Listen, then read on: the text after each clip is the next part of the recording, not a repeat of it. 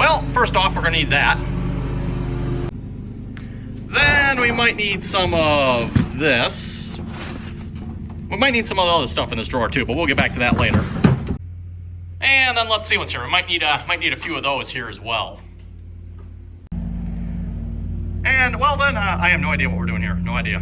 Definitely no idea what we're doing here. Nope, nothing to see here. Okay, hello everyone, Randy here, and I got my brother John here as well. And well, I don't know. Are we allowed to say on YouTube what we're doing here? Probably not. Let's just keep this between ourselves here, everyone. Happy 4th of July. We're getting ready for it. We got just a few celebration devices here. We're gonna be setting up just a few here. Oh boy, we're in trouble. Use only under close adult supervision. Ah, man. Okay, everyone, so what do we all have here? Well, we got Armed Forces there from World Class Fireworks. That's a new one I've never seen before. We also got Mobsters, also from World Class. Never seen that one before either. Not sure. How many shots is that one? Let's see what's here. I don't see how many shots it says is on there. I'm not sure how many shot that one is here either. We got a 27 shot here, True Art. And then we also have a, what is that one over there now here? We got Chasing Booty here, which is 24 shots. We got Corruption 2.0 from TNT. I think this is like 300 shots or something like this. This is not really like a really big, tall, or yeah, really high fireworks. Just a lot of shells all at once. I've seen the Corruption, I guess they call it 1.0. That's a really cool one. So now they got 2.0. Hopefully that'll be good. We got some Monster 5-inch TNT shells. Those are the ones that are right there. We got 48 of those total. And then we got Goliath here. I believe this is also considered world-class fireworks. They only come with 2 launcher tubes though, so that's kind of interesting. But yeah, we're working on setting up some more launcher tubes here. John here, he's taking off some of the old cardboard ones we got on there and replacing it with the new ones we got this year. So should be a little bit safer, and then we can launch a lot of fireworks at once thanks to some cannon fuse. So that's what we're working on setting up here, everyone. Again, stay safe on your 4th of July. We'll attempt not to blow ourselves up.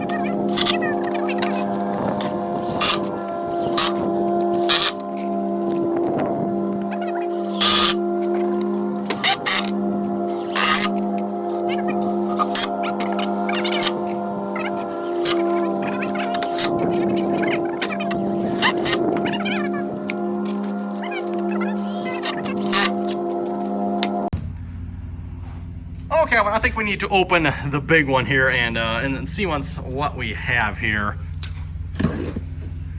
Try not to cut anything too important here. So yeah, this is 36 sorted shells in here. Looks like we got both single and double and triple break shells. For those of you don't know the difference here, well, let's pull them out here. So you got your single shot shells. One single firework. These are double breaks. They have 2 fireworks inside of them. Or wait, that's right, we can't say that on YouTube here, right? Probably. And then these have 3 celebration devices on them. So when they, when the celebration devices do what they do, you get 3 separate effects. So that's kind of cool. And then I'm not sure, like I said, I guess these are similar to these. I'm not sure what the real difference is there between the round ones and the square ones. Probably just a different shape effect. Looks like we got a couple of tubes here as well. Those are some definitely beefy, heavy tubes, that's for sure. So we'll probably be making use of those. Hopefully these shells will fit in our current ones. If not, we'll have to figure something else out. Just realized my lens was dirty. I'm like, wow, why is it so kind of faded out on the camera there? But anyway, we got our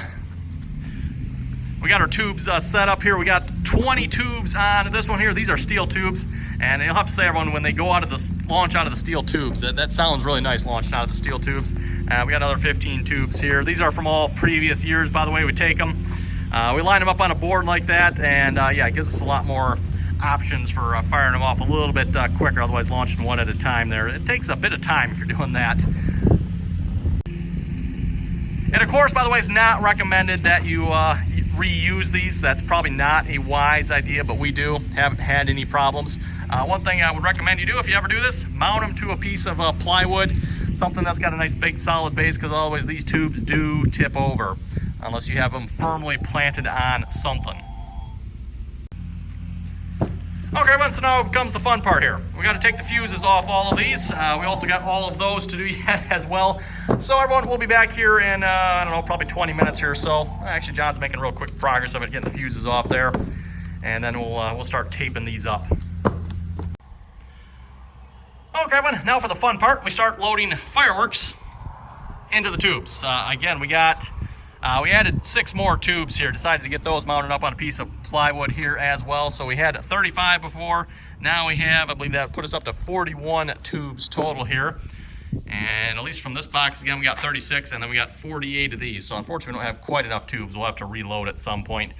But we'll kind of get them fused up here. So I guess let's just start dropping fireworks in. I mean, it's pretty much grab a box here, and we'll just kind of lay it up here. No, we need to undo the fuses on these yet. Okay, but now we have all the fuses undone, I think. And my brother suggested we play the firework lottery here, so we're just going to kind of reach in, throw one in a tube, and we'll just go through until the box is done or the tubes are full, whichever one happens first. And you're sticking more in there. What? No, okay. So we'll just we'll reach in here. Yep, got one out. We'll just stick it in a tube here. All these tubes should be about the same size, by the way, so make sure the fuse is sticking out. Just drop them in random tubes.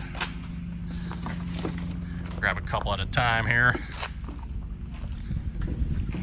Only one firework per tube, by the way. That is a rule. No, oh my goodness, amateurs.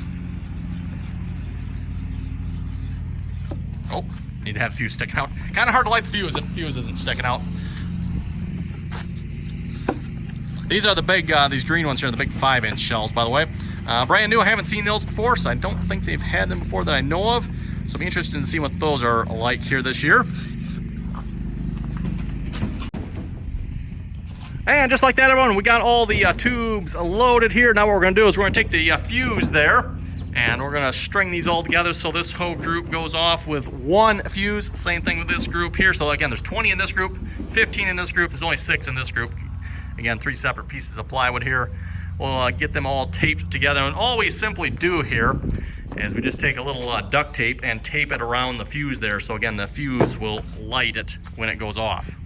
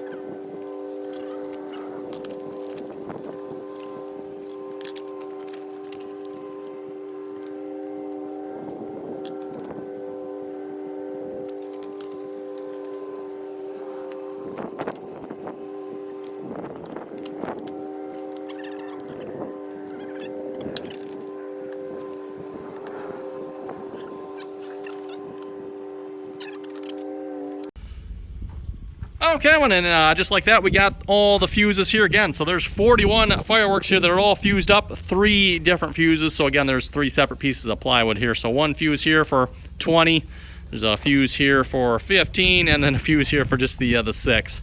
Again, that's all the launch tubes we have. So pretty much all the launch tubes we have here at the moment are fastened down somewhat securely to something.